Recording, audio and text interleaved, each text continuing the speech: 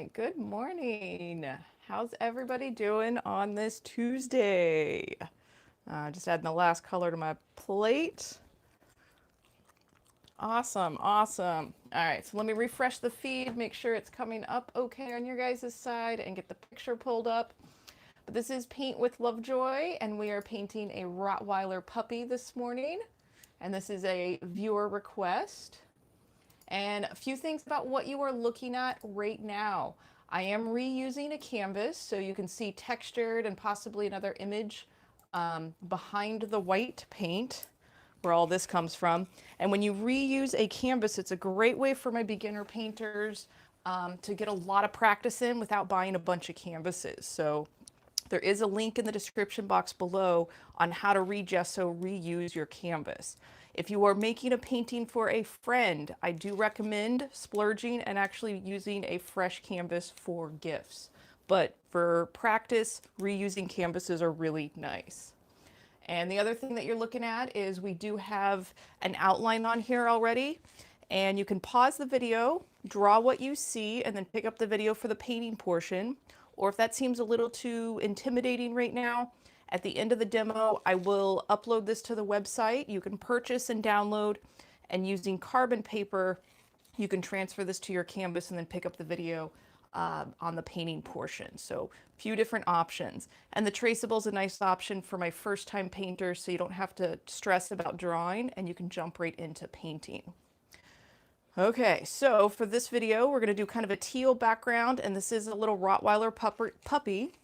So we're going to do black and gray for his black fur, and then we've got some brown fur here and on his chest, and then his little eyebrows and spots there. And we'll be using our 2 shades of brown for that. All right, and if you have any questions today, please feel free to leave a comment, and I will look over as often as I can and answer any questions. So good morning to everybody that's jumping on. Rhonda, Brian, Denise, Sonia, Neva, Mike. I think I hit all of them. All right. Okay, so I'm on an 8x10 canvas, so I'm using a smaller brush. If you're on a bigger canvas, feel free to use a larger brush. But I'm going to do a light teal background. So I usually start with a small amount of pigment and add it to my white. And a little bit of pigment goes a long way. If you want to go a little bit darker, grab a little more pigment and just kind of mix it on the edge, and then you can decide which one that you like a little bit better. Now, as I apply the paint to my background, you'll actually see that I mix my paint a couple of times. So if you get into that habit to where you mix it while you're applying it to your background, don't stress about getting the exact same shade every time. Having some variety is to your benefit. All right, and so nice to just paint in the mornings. I'm really enjoying doing these daily demos, so really grateful that you guys hang out with me and even waiting. I keep seeing the numbers each day, a few more people waiting. Makes me really happy, so thanks. All right, so I am painting on a panel, so there's no edges. I'm not on a stretched canvas. If you are on a stretched canvas at home, carry that color over the tops and the sides and the bottom. If this is just going to be a test piece that you Gesso later on, don't worry about painting your edges. That just would end up being wasted paint. All right, and if you are using student grade paint, I don't know if you can tell, but I am applying my paint a little bit thicker. I am using student grade paint, and it gives me a little more opaque coverage. And we'll do a little bit of wet on wet blending, but not much on today's background. If you happen to paint over something, if you get your background on the inside of your dog, do not freak out. Acrylic paint does dry in about 15-20 minutes, so anything you don't like, you just let your paint dry and then apply new paint on top of it. Acrylic paint is a very versatile medium for beginner painters. You can do a lot of things with it.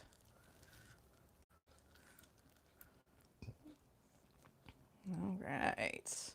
Let's see. I see a few more comments. Awesome. Hey, Kat. Hey, Jen. Thanks for jumping on. Yeah, this guy's going to turn out really cute. And I've had quite a few people ask for a Rottweiler, so hopefully everybody will get to see this one. All right, so we're going to do a little bit of wet on wet blending. We're going to take some of that pure white, I'm grabbing a big chunk of it, slap it on there, slap away any of your frustrations or anxiety that you might be dealing with these days. And with light pressure, I'm literally just kind of move my brush right on top of it, and it's almost exactly what you did on your plate to mix your color. You just get to play with it on your background. And you can do this with the direct teal or even introduce another color. And this is a good place where you can do what we call wet on wet blending, because your background is wet and then you're introducing new wet paint to it. It's called wet on wet blending.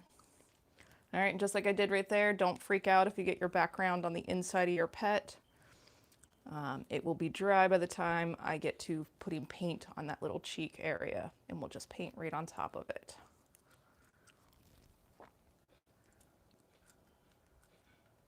All right, so let's see, we got our first question. Does acrylic paint dry faster on a gessoed canvas? Yes, and I think I've mentioned that a few times during the demos, because it's actually just keeps building up, and I believe I am using acrylic gesso when I do this, but it somehow just keeps absorbing more and more moisture. I did order some new panels, so I will be switching to some fresh panels, hopefully next week for the demos. And I figure I get maybe 4 or 5 paintings out of a panel before it gets too much and starts drying way too quickly. And that's where these panels are at. I've probably got at least 8 paintings underneath there. So you can do it for so long and then jump in and actually purchase some new supplies. All right, so let's see. We're going to move into the light brown first, just because that's a little bit lighter color, and then we'll move into black and dark gray. All right, so for that light brown, you do want to clean your brush out really good, get all that teal out of there because you don't want to have it mix. And let's see, this little guy that I'm looking at, he has pretty light tan. So I'm going to start by pulling some of that white aside. We're going to grab some of that raw sienna, which is your lighter brown. And let's see, let's go a little darker. There we go. And we're going for kind of a medium raw sienna color. Doesn't have to be exact. And we're going to kind of build on some of the skills. We'll do a little bit of the wet on wet blending, but we're going to be looking for 2 shades. We're going to kind of put our main shade, and then we'll put a little bit lighter, and then in just a few little areas, we'll go with a little bit of a darker color.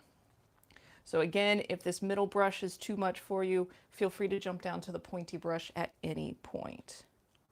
And again, we're just going to be laying this on there kind of thick, and I'm going to put some other shades and colors on top of it.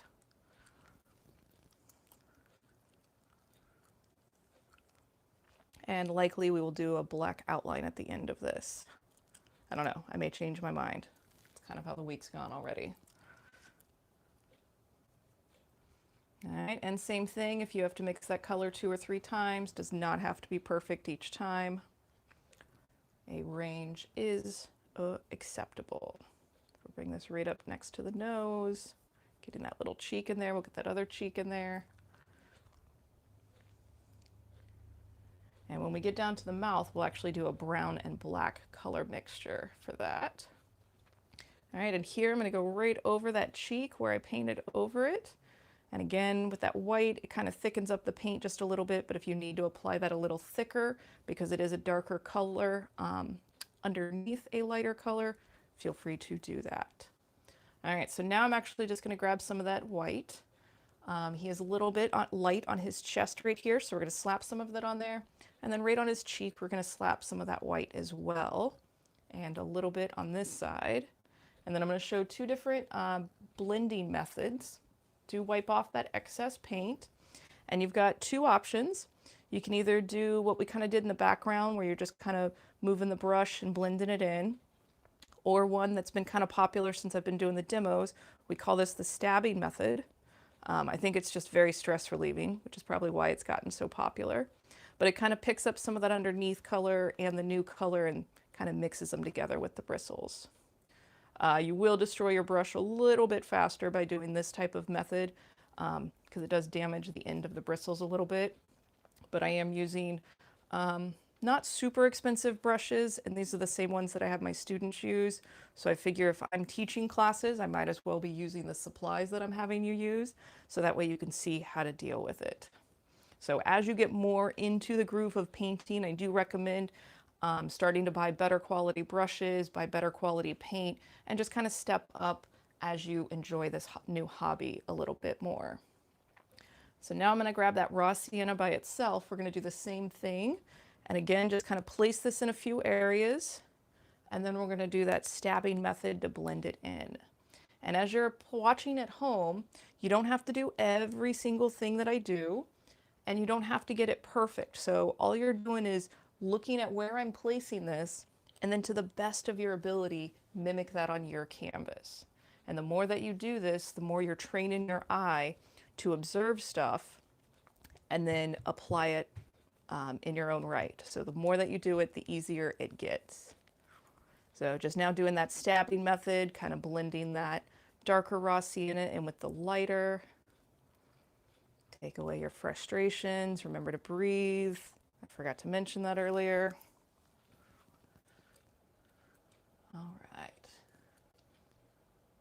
Oh, hi Anita, thanks for jumping on. Our background, we used teal. If you don't have teal, you can do a blue and green mixture. So I'm actually grabbing a little bit more of that brown. I want to go a little bit darker here on that little curve. So wiping that off, blending it back in. All right, so we're going to do these other little spots. So I'm going to clean the brush just since I have the darker one on there, and we're going to go back to that light tan. And again, feel free to move down to that pointy brush if needed. And just fill it in these little jelly bean looking shapes. I'm going to make mine a little thicker. Those cute little Rottweiler eyebrows. I always liked the black and tan color combo for the dogs. All right, so I am going to actually jump down to the pointy brush for this one. I'm going to grab just a touch of the raw sienna, and we're doing the same thing.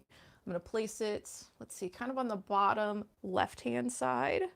It's like a little swoop right there. Let's get a little one there. Wipe that brush off, and then again, whichever blending method that you were kind of liking, we're just going to softly blend that in there. Does not have to be perfect. All right, and while I have this tiny little brush, I do have a brown-eyed dog, and I'm going to use that burnt sienna by itself. If that burnt sienna is too dark for you, or too light for you, I mean, you can take this and add a tiny amount of black to it, or you could even have hazel eyes if you wanted to use the raw sienna by itself. So you get the call of what color eyes you want for your Rottweiler. If you want to do blue eyes, start with the white, add a tiny amount of blue to get to the shade that you want, and then basically you're just filling in the eye color on the dog. We are leaving that white dot, and we have that black pupil. If we'll reapply the black pupil, and when we do that, if you happen to get rid of that white dot, we can reapply that at the end of the painting. And even if you're putting your eye color on there and you go over that white dot, we can reapply.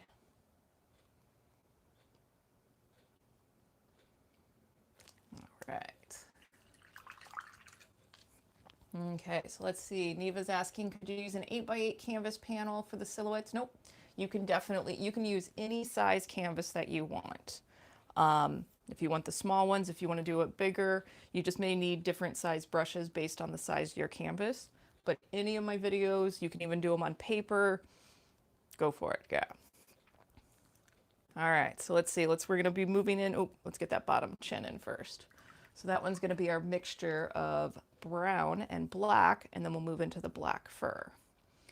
All right, so we don't need a whole lot of black, so I'm actually just going to take that brown, put it aside, tiny amount of black. So what I do is I usually put it on the edge and then start mixing that in. Because like I said, we don't need it super dark, and then I can pull a little bit more in as needed. All right, so that's a pretty close color. We're going to go a little darker once we get it on there.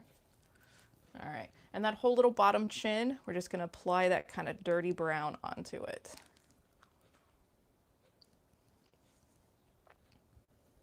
And kind of curving up here.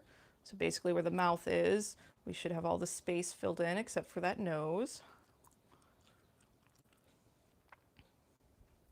All right, and from here, now I'm going to take a little bit of that black, and we're imagining that we've got a little bit of a shadow where the top lips and the bottom lip kind of meet.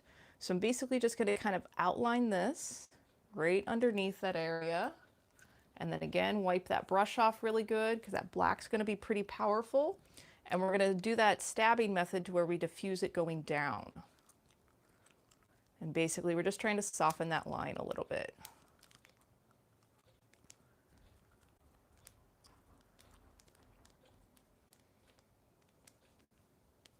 Nice. And if you are finding that as you are stabbing it, if you are starting to see the edges of the canvas, that means your bristles are kind of pushing back. You can even do that stabbing method, kind of holding the brush at that 45-degree angle, and it'll help. And if you are seeing some of your paint show through here, just go back to that black and tan mixture and just reapply a little bit more.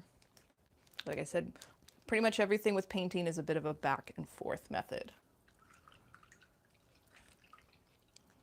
All right, and let's see. I want to get a little bit more of that little smile curve in there. I'm going to go back to that black and tan mixture, even though I just washed my brush out. So make a little bit more. Like I said, this is just part of painting. Sometimes it's a back and forth, sometimes you forget. And then we're going to get a little bit right there for his little mustache. Okay, so again, just doing that same stabbing method, just kind of curving from this edge down here, almost as if we've got a little smile on our Rottweiler. And then we do have a little bit of a mustache happening right below the nose. So I'm just leaving the paint that was on my brush, and with light pressure, because that tan is already pretty dry on mine, just giving him a little bit of a mustache. And be careful as you are coming up to where this black is. You don't really want to overlap that because we want to keep kind of that darker line that we've got going. And if you need to clean that brush out, you can go back to that light tan and blend it into those cheeks.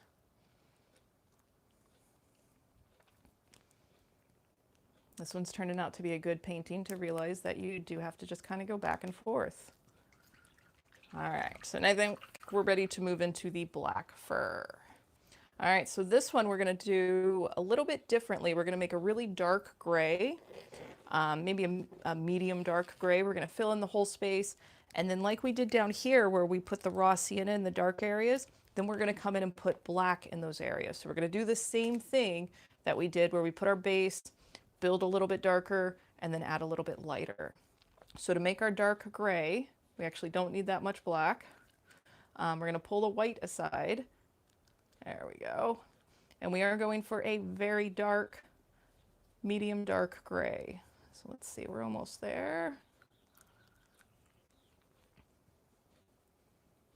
Okay, that should work. And as long as you're within range, we can always go a little bit darker. So put a little spot on there. That actually looks pretty good. That's a pretty dark gray. And we will be putting black on top of that, so there's enough of a distinguishing value that we should be okay. All right, and let's see, I'm gonna do the ears first. So we'll do the ears with the dark gray, and then I'll put the black on top of it so you can kind of see where we're going, and then I'll work the way down the face. So again, just dark gray. We're gonna fill in both ears and that forehead. And then I'll put a darker color on top. And again, if you have to mix this a few times, don't stress about the exact same shade of dark gray, as long as it's within range.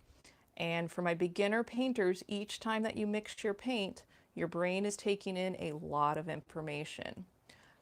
It's learning what it looks like when certain amounts of colors are mixed together. It's learning what it feels like to mix the colors. It's learning what it feels like to hold the brush and apply paint. So be kind to yourself in the beginning stages, and really any stage, but your brain's really working hard right now. And it needs the break because it's switching gears from your normal life and your normal stresses. So, all right, so just filling this part in. We're going to go in with black so you can see what we're doing. And with that, I'm just so I can keep the color on the brush, I'm going to go in with the black with the pointy brush. All right, and again, we're going to slap it on there. Just nice to say you're going to slap paint on there. And then we're going to blend it in. So there is that shadow right underneath the ear. So I'm kind of putting my line right there. We've got another little shadow right here underneath the ear. A little bit on the inside of the ear. And again, just kind of observe where I'm placing these and just mimic it to the best of your ability, the general area. And then we'll have a big shadow happen in here. And then one right on the edge. All right, and then again, I'm going to jump back up to this brush, wipe off that excess paint, and then we'll do that stabbing method of just blending this darker shade. And I don't want you to move it a whole lot because I want this to stay a little closer to black. So we're basically just kind of softening that edge into the gray paint. And we'll repeat this as we go down the perimeter of the body or of the face.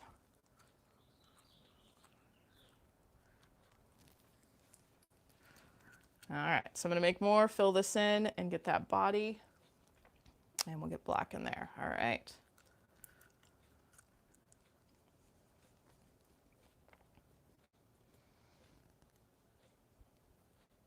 And again, just going to go right over those lines. I'm going to bring it right up next to those eye sockets. I'm going to skip the nose. I'll do the nose by itself, but with the same process. And again, if you're finding that you're kind of shaky, either talk to yourself, hum a little tune, exhale as you touch the brush to the canvas. We actually, when we're nervous, tend to hold our breath thinking it will help, and instead it actually just makes sure your muscles gasp for oxygen, which is why they shake.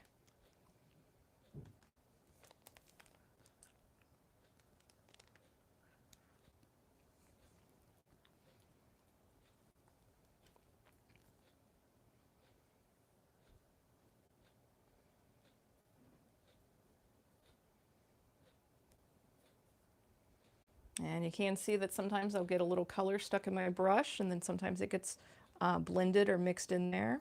Just keep moving your brush over it. Don't freak out if you get a random splotch of color in there. Like I said, you just move it around, play with it. I want I want all of my students, I want you to pretend that you are adult kindergartners while you're painting. Just have fun, escape the world for a little bit. It'll still be there to pick up when you're done painting. So the least that you can do for yourself is just sit back and enjoy the process while you're escaping and painting.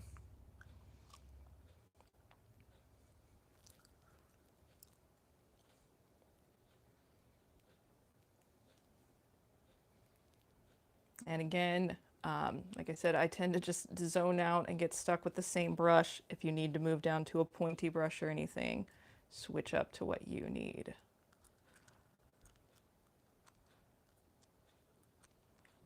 And it is pretty amazing as we start dwindling away that white space of the canvas, how much better our painting starts to look and how much happier we tend to be with it. Oh, I think there's a little bit of a cheek there I've got to add to that little dude. Okay. All right, one little spot, two more actually, and then we're going to go in with some black on top of it.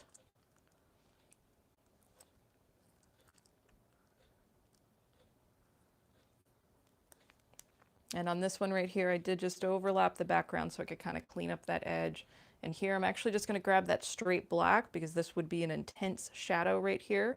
So if you want, go ahead and jump over, grab your black, and then we're going to throw this in a few other places.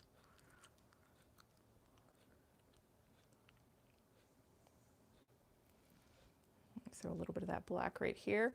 All right, so as we do this, since I do have a pretty dark gray on here, it may be hard for you guys to see where I'm going to apply the black. So I'm going to try to verbally describe the placement as well. So kind of coming underneath, let's see, let's start right here. There's a little, almost a butterfly shape in between the eyes. So again, I'm just going to be slapping color on here, and then I'll come back to blend it in. So I'm kind of hanging around the inside of those eyebrows and almost like little curves right here. And then we're going to go around the eye. And that's almost like a backwards L shape around the eye. And we're going to do the same thing to the other eye. And this is coming underneath that little eyebrow, and it's hugging that shape, the little inside of the eye. Let me jump up and see if that can be seen on the camera. Okay, looks like you guys can see it. Cool, cool. Sometimes with the glare, I don't know how obvious some things are. All right, so again, we're just making these random shapes. And I am just using that direct black, and I am applying it kind of thick to the canvas. Let's see, we got a little above the nose.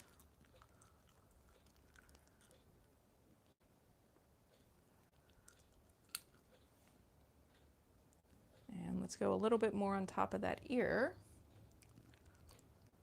Okay. That should do it. So now I'm going to wipe that brush off really good. We're going to go back and kind of not necessarily blend it in so it mixes thoroughly, but that perimeter, I want that to blend so that way it's not such a harsh line. And here you've got your couple of options. You can do that stabbing method. You can kind of just light pressure, blend and pull.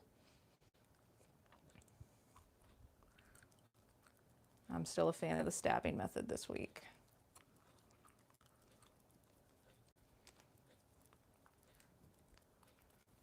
All right, I think, yep, it's definitely just very stress relieving.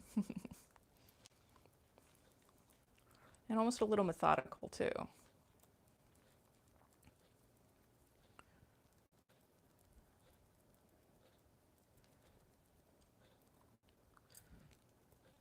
right, we'll be a little more controlled when we move into the nose in a moment. But we are going to make a light gray, put a few little highlights on here next, and then we'll move into the nose. All right, so that light gray, I'm just going to mix a little bit more from here. We don't want to use the pure white because I don't need that light of a shadow, but we are going for a pretty light gray. There we go, a little closer to that because it is going to mix a little bit. So we don't have a whole lot of highlights on this little dog at the moment. So we have a little bit right on the nose. So I'm going to turn that brush sideways, just make these little dots, and then I'll blend that into it. Let's see, we've got a little bit on the top of the ear, a little bit right here on the perimeter of the ear.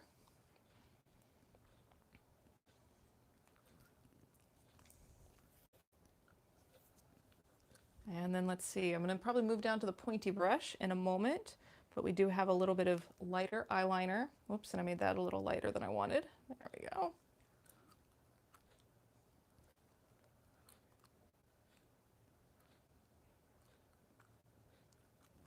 Okay, and I'm going to use the pointy brush real quick, same color. We're going to do top and bottom eyeliner on the outside of the eyes with this. So mind your pressure. Breathe as you touch the brush to the canvas. And by putting this little bit of a highlight on here, it draws a little bit more attention to the eyeballs.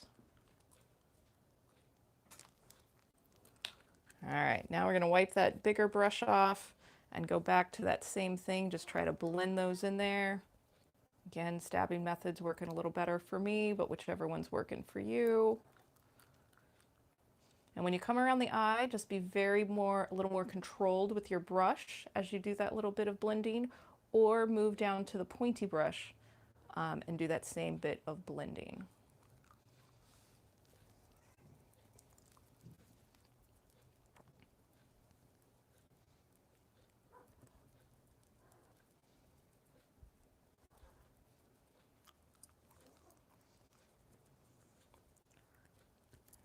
All right, so we're going to move down to the pointy brush, work on that nose.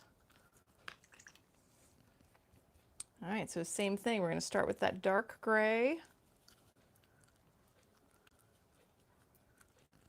And I did fill that in with black. So if you left your nostrils blank, just fill that in with your black paint. And then we're doing the dark gray on the nose. And then we're going to do the same thing. We're going to put a little highlight value in there and then a shadow value.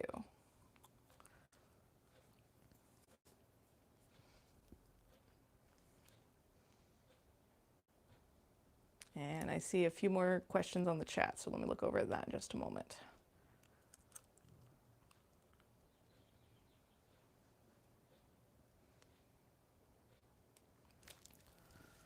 All right, so let's see.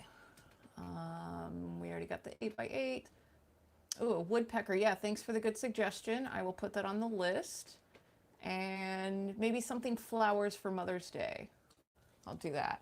Nice. And thanks, Mike, for reminding me about the like button. Yeah, make sure you guys hit the like button on this video and subscribe to the channel and check out my other demos. Future demos, if you jump to my main page and scroll down, you could see all the future ones. And I don't think I added the suggestions from yesterday's, so I'll get to that today. But all your suggestions will be on there and you can see which day I will be painting them.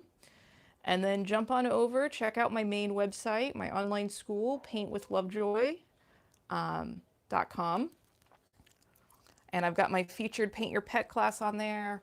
That one's a monthly class, a intro to palette knife, and then I've got a bunch of free and $2 videos on there. But basically, I just want you guys to keep painting. All right, so on that nose, I actually like that color a lot, so we're gonna make a light tan or light gray again, and we're going to put the highlights in a few specific places. So we're actually going underneath the nostril. And whoops, I've got a little extra water on my brush, so let me just get that off. So going right underneath the nostril. You don't want to do the entire nostril, otherwise you're going to make your dog look like a pig. And then we're just kind of getting a mark. It's like a little bit of a curve, a slight little frown line, and then I'm going to diffuse that into the darker gray. So what this little highlight right here is showing that this is the top of the nose, and then here is the front of the nose. So now I'm going to go back to black. I'm going to put that little line in the center again, and I'm going to outline the nose, and then I'm going to outline the eyeballs with eyeliner again. So if you are going to do outlines on your dog, I highly recommend that you give it about 10 minutes to fully dry for the paint. It'll just make it much easier for you. And as you are working on your outline, play with the pressure of your brush. More pressure creates a wider line. Light pressure creates a skinnier line. All right.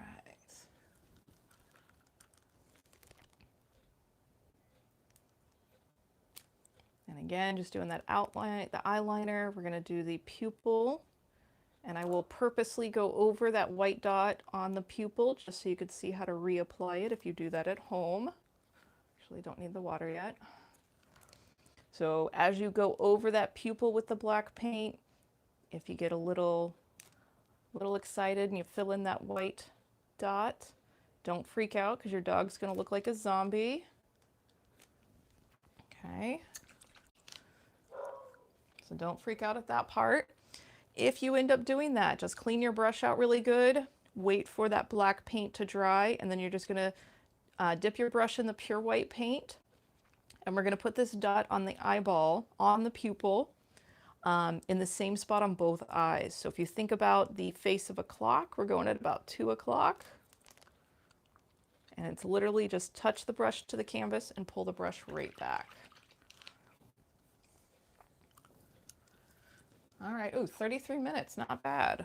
Okay, so I think I'm actually gonna wait for it to dry before I do the outlines. I think I can do the mouth right now, so we'll do that. So if you do want to do outlines, you don't have to, completely optional. You do want to make that line thick enough that it overlaps that background a little bit, as well as your subject matter. And the black outline just kind of gives it a bit more of a pop art feel. Not everybody likes it, so that's why I say it's optional. But it is just something kind of nice to do, and then it's really good practice for your brush control. And that's really all you're doing right now as you get into painting, as you are practicing, getting more and more comfortable with your tools and how you hold them and how you use them. And that only gets better with practice. All right. And even if you do some of the outlines, it may be kind of hard to tell since this is a black dog. But if you start to do them, don't not finish them, just because it'll look kind of odd if you don't finish it.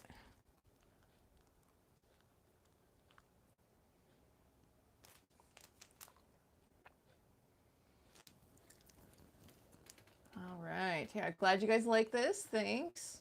Ooh, and good suggestion, Rhonda. Iris and flowers. I haven't finished the narration on it, but I have 3 Georgia O'Keeffe paintings that will work more with the wet on wet blending. And I'm probably considering those maybe some advanced beginner ones because you do need to have it'll help you get more control with your brush. So hopefully by next month I can have at least the first one of those released. But yeah, for Mother's Day, we'll definitely do some type of bouquet or flower something.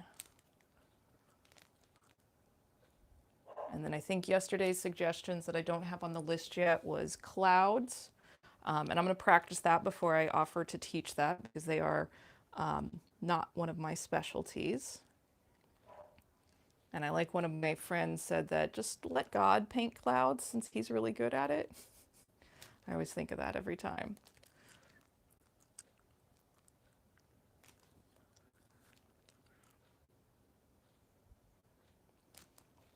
All right, just a few more spots and then I will have actually done my outlines. So I want to thank everybody for hanging out with me this morning. Thank you for just giving me your time today. Really appreciate it. Make sure you hit the like and subscribe button. Check out the online school. Send me pictures of what you paint. Email those to me, paintwithlovejoy@gmail.com. Tag me in social media. And yeah, just kind of keep checking up. I've got a lot of things in the works. Was not anticipating the online stuff taking off the way that it did given this crisis, but I'm doing my best to keep up. But yeah, any suggestions for the future, things you want me to do, let me know. Oh, and I do have a dragon on my channel already, and I should be releasing the second compliment version to that one in a week or two. So awesome. And then yeah, we'll get George O'Keeffe on there. All right, so hope you guys have a great day. Thanks for hanging out with me, and I will catch up with you tomorrow. Cheers.